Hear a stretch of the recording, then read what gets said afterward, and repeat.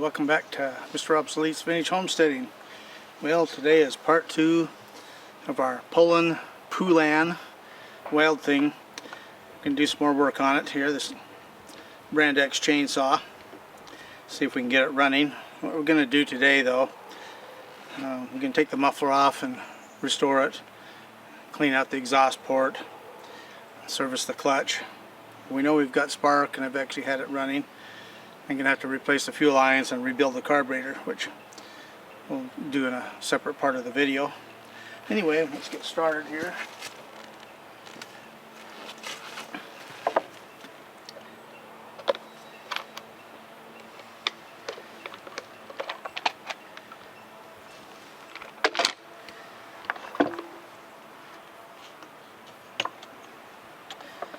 Okay, well, first thing we're going to do is take off the side cover here on the clutch side. Get the clutch off it. Always have a tray so you don't lose anything. I'm going to clean everything thoroughly. I'm going to take the spark plug out.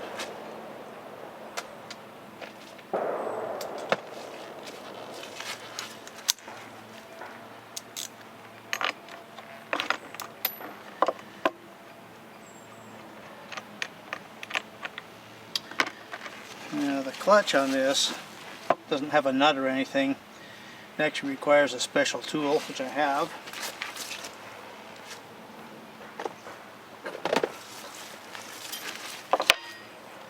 It has these two pins that fit in here like this. And so to lock this from rolling over, we're going to stick some rope down in through the spark plug hole. Get it down on piston down so we can get all this stuff put in here, just like that. That'll lock the piston up, like so. Put our tool on here. Now this one, the right hand thread, so I'm going to make sure we do that properly there.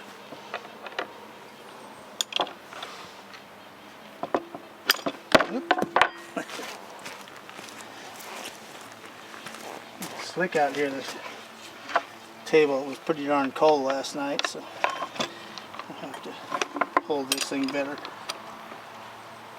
There we go.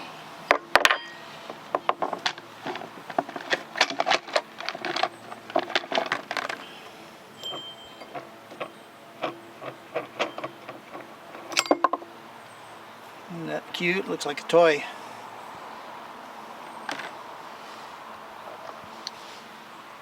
Got a washer in here, so that's, you can see here.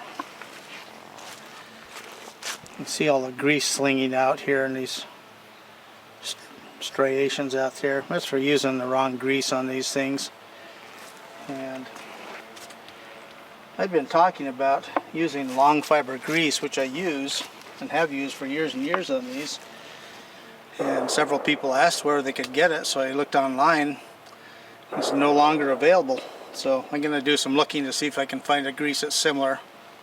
But anyway, we'll get this stuff cleaned up and be right back. Okay, well you can see we've got this all cleaned out. It was just packed solid with stuff. The thing that's amazing on these, how cheaply they were built. They don't use bar guides particularly. There's one on the inside here. It's made out of aluminum. It's supposed to seal it so the chain oil will come through the slot here and come through and go into the bar, but you know, the whole thing was just packed just like this. And anyway, well, we're ready to put the clutch on. So the next thing we do, there's a thrust washer, and always put a little bit of lube on it. That, and then the drum, the bearing on this one is not serviceable. You have to buy a whole drum, but there again to cut costs. And the grease that I use is not available anymore, I just found out. So anyway, I'll find out more about something to replace it with. So we'll put that on next. I've got a washer here to go in here.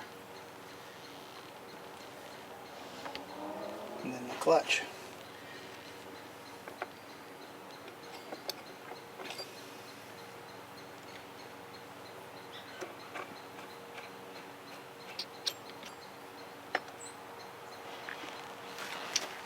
Grab this wrench here and the tool.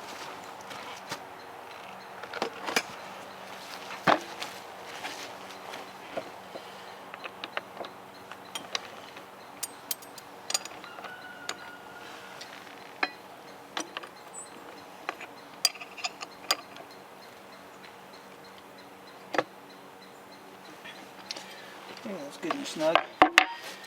The thing that's interesting about this particular saw must have been a factory reject, because it actually has been used enough that there's actually wear on the drum. Most of these things, you know, were out of the store for a month or less. There's two types of customers: the ones who never owned a saw before buying them, the same customer a month later bringing it back because they can't make it run. So actually this one, like I say, must have been a factory reject, because it actually ran long enough to put some wear in it. I'm going to leave the plate off here because once I get it running I want to make sure the oiler works, because the bar has quite a bit of wear on it. And then this little plate here was bent too. I straightened that out. So the next thing we'll do is we'll take off the starter cover. As soon as I get that off, we'll be right back.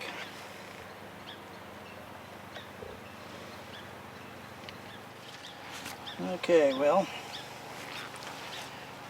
look at all that goo in there. I don't think this thing's ever been cleaned from new. Tons of junk in it there. Packed up on the starter mechanism everywhere. So we'll get the big hunks out of it here, and then we'll wash it out with some gas. And, like I say, these things were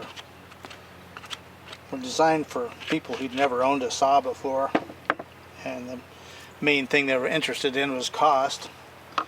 And so I'll talk a little bit about that. I remember first seeing these things in the hardware stores and stuff. They were like $79.95, 80 bucks. And so in a regular retail situation, they need to make about 40% on something like that. So you're looking at about mid-40s dollars what they paid for it. And then the manufacturer, they had to buy out parts for this too. It's got a Walbro carburetor, bearings and different things like that, sometimes ignition systems. So they had to buy that and build this thing basically for about $40 to $45. That's why they're so cheaply built. The only way that they can make money on these, because of the investment in tooling and for the injection molding for the plastic and the engine components and cases and stuff like that, they'd have to sell millions of them to make any money, because they're making virtually nothing on each one. So anyway, I'll get this all cleaned up and come back.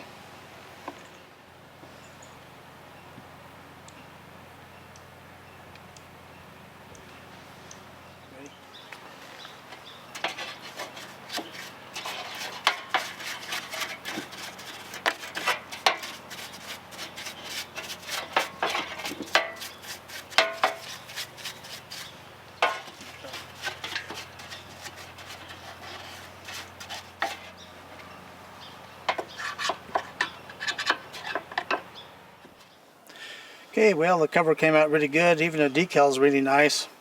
Over here it looks like some glue or something is on it, but not because it's cracked. But see how nice and clean that come out. There again, just using a nice soft bristle brush and some gasoline works good.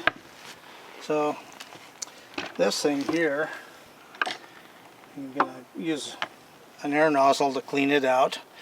It's important to use a little one like this instead of a big blunt one, because you can get down in all the nooks and crannies and blow all this garbage out of here. That's what you got to use. But here, we'll just show you how much ick is in this thing here.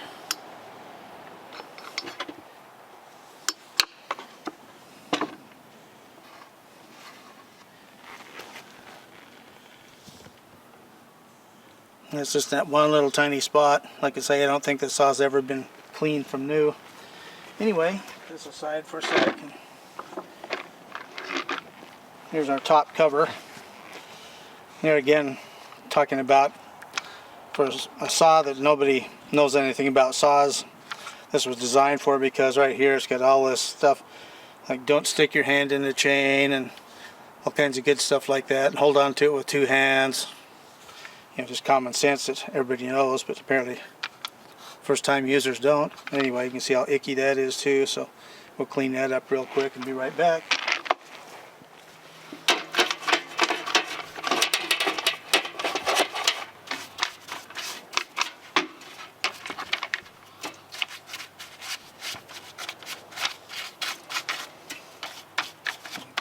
Okay, well, came out pretty good. All the icks out of it. It's permanently discolored though. I might try some polishing compound to see if it'll take that stain off it and whatnot. But anyway, so next step is I'm going to dig out the big chunks of crud in here and use a compressed air and clean it out.